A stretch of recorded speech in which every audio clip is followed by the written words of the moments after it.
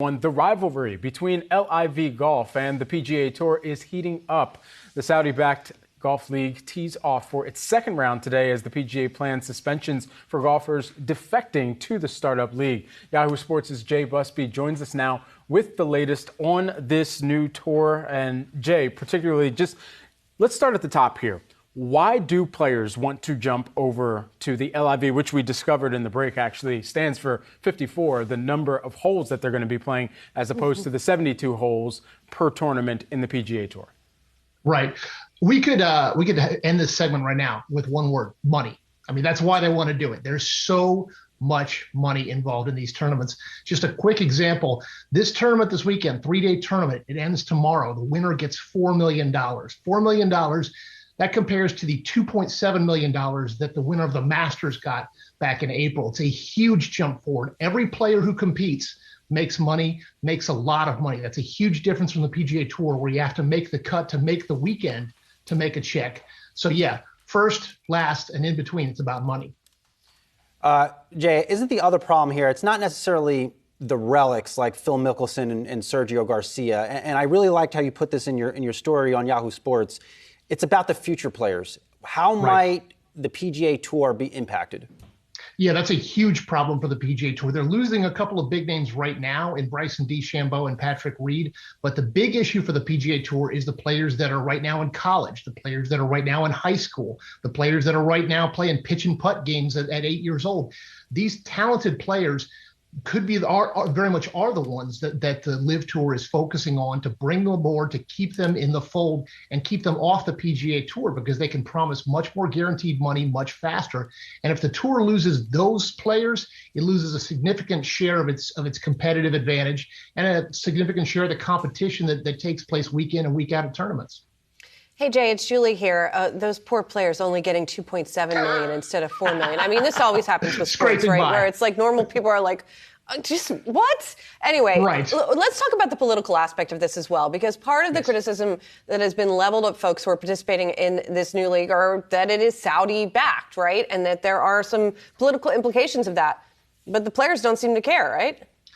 The players don't. I mean, honestly, they have been given talking points to say it's about golf and it's about a new change, a new season in golf, a new world for golf. And, that's a whole lot of kind of making excuses for the fact that they are taking money directly from the Saudi government, which is responsible for documented human rights atrocities. This is not any kind of moralistic equivalency. This is directly from the Saudi government, which is bankrolling this entire endeavor here. So obviously different people have different levels of moral equivalency as to what they're willing to take and not take. And these players, the ones that have made the jump, have decided that they're okay with it. Other players who have made plenty of money, Tiger Woods and Rory McIlroy among them, have decided they don't want to take this money. They're focused on the historical aspect of golf. But the politics for golf players, that doesn't really enter into the equation for them. Well, it historically hasn't. And I say this as a person who's a fan of the game and both loves to play the game. It's not like this sport, which has historically been extremely elitist, exclusionary, and not even accessible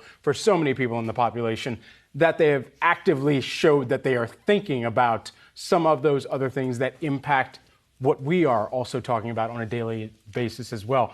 So all of that considered, is this golf league going to be able to get sponsors? Is it going to get viewership? Is it going to get the same attention that the PGA Tour's got? Here's what's interesting. It doesn't matter because they have money. The endeavor here with Saudi Arabia is not to necessarily turn a profit on the LIV Golf Tour. They are trying to basically improve their image through golf in the same way that China tried to do it through the Olympics. Russia tried to do it through the Olympics and World Cup. They're trying to preserve and protect Saudi Arabia's image. And basically the term is called sportswashing, where they use sports to make you feel good about a country. Say, hey, how bad could they be if they're putting on this golf tournament? So they've invested $2 billion over the next couple of years to get this LIV Tour up off the ground and to keep it going. They don't really need to turn a profit because they've got literally hundreds of billions of dollars in reserve that they could put towards these kinds of efforts. It's not the same thing as the PGA Tour or any other league that has to look at the bottom line. This is all about image. And so that's what makes it so dangerous for the PGA Tour. And Jay, these players that have defected, they don't seem to care because they are so major tournament focused. Is there a chance that they are also banned from the majors?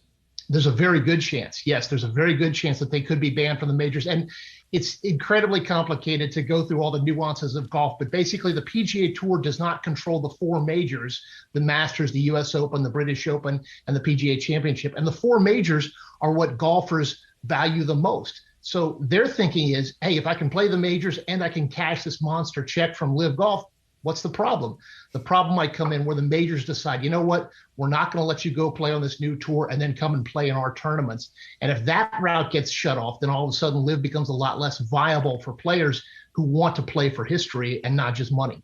Okay, so the only way that this is monetizable for me, Jay, is I need to know how the lines and the betting has moved as a result. Has any of that equation changed from anything from the majors coming up to who's going to win the FedEx Cup at this point, given that you have some of those major players like a Bryson, who was injured anyway, but mostly a Dustin Johnson, that could have had a shot at winning the FedEx Cup should they have stormed ahead of Scottie Scheffler and others in the field? Yeah, I don't know that it's going to be significant yet. We're still talking about players that are good players, but not among the greats. You know, the Colin Morikawa, Jon Rahm, Jordan Spieth. These are the players that have stayed with the PGA Tour, and so they're going to be the betting favorites. But the question is, what if the next hypothetical Scottie Scheffler decides to go with the LIV Tour? And you might not know this until this player starts to really break out and decides that, you know what, the Masters is nice, but a $10 million check is even nicer. So at the moment, it's not having a real impact on the lines, but it will before too much longer if it progresses at this trajectory.